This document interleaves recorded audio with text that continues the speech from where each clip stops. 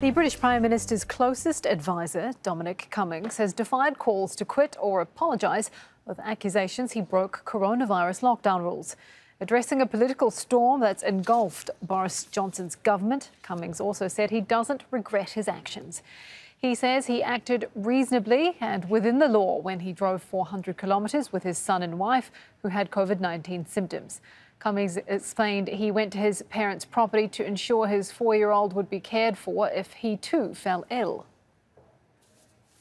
No, I don't regret what I did. As I said, I think reasonable people may well disagree about how I thought about what to do in these circumstances, but I think that what I did was actually reasonable in these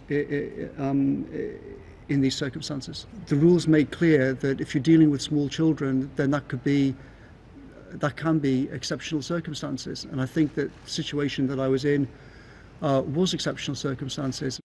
Niamh Barker is following the story from London for us. Niamh, so Cummings confirmed he did make this journey. He gave some more detail around exactly what happened, but will this be the end of it, do you think?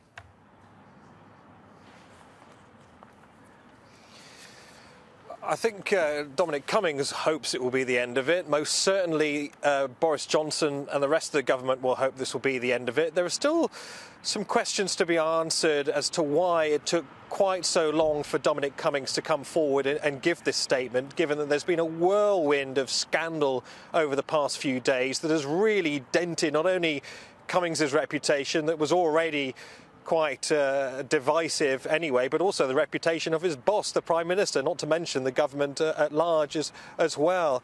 Why did he remain in the background when he could have cleared up some of the most pressing questions much earlier than he has done? Also questions as to why Cummings didn't let the Prime Minister know that he intended to travel hundreds of kilometres to the northeast of England when he did just beforehand.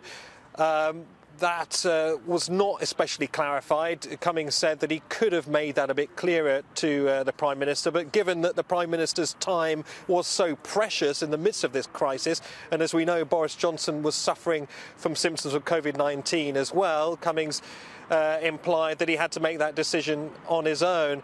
There are, of course, some questions about whether or not this was the moral and ethical thing to do, given that Cummings was behind the main message that was given to the country to stay at home and save lives.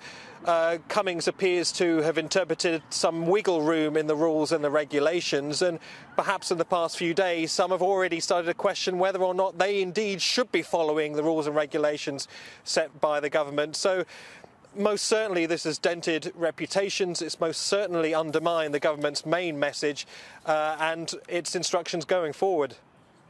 Thank you for that, Niamh Barker. Across developments from London. Let's talk a little bit more about all of this. Owen Bennett is a political journalist in the UK. He is also there in London. Thank you for your time, Owen. What do you make of what Dominic Cummings had to say today?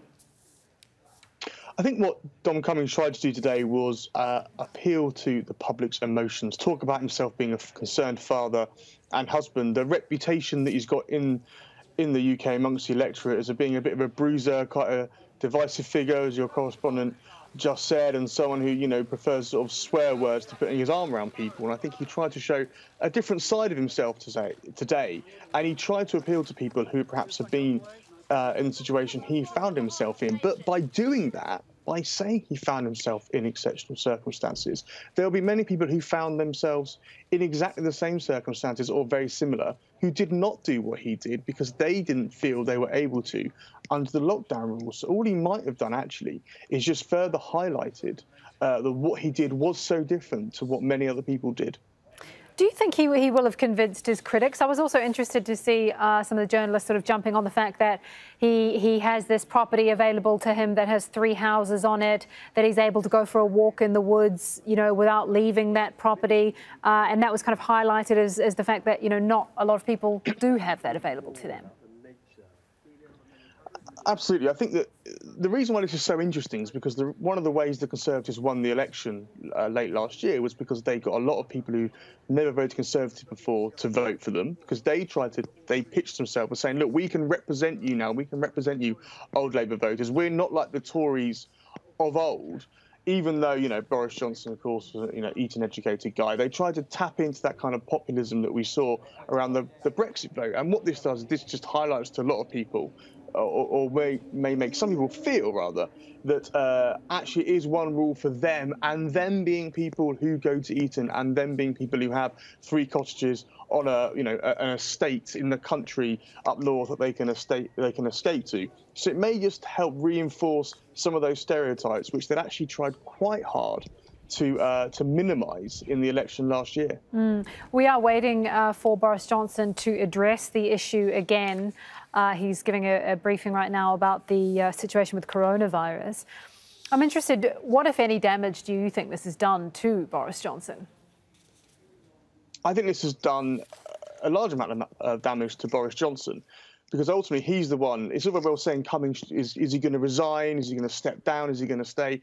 Ultimately, the guy that can make the decision for him is Boris Johnson, and Boris Johnson is sticking by him, and now is stuck by him to the point that even if he was to sack him now, which obviously he's not going to do, even if Dom Cummings was to resign today, tomorrow, in a couple of days' time, which I don't think he's going to do, the damage has been done. The narrative has already been set in the minds of many people. Now, Dom Cummings will say that, you know, this is just the media saying this, and actually real people don't think what the media thinks, and look at the Brexit result, look at the result of the 2019 general election to see that. But I think the difference now is that with a lot of the stuff to do with the EU, that was kind of quite arbitrary, that was kind of quite at arm's length.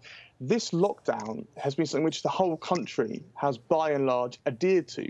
They've had experience of it. And to see someone break it, I think that actually that will manifest, or has manifested, in anger amongst the populace, which Cummings, I believe, is wrong to dismiss as confected by the media. Thank you very much for your time there, Owen Bennett, political journalist based in the UK.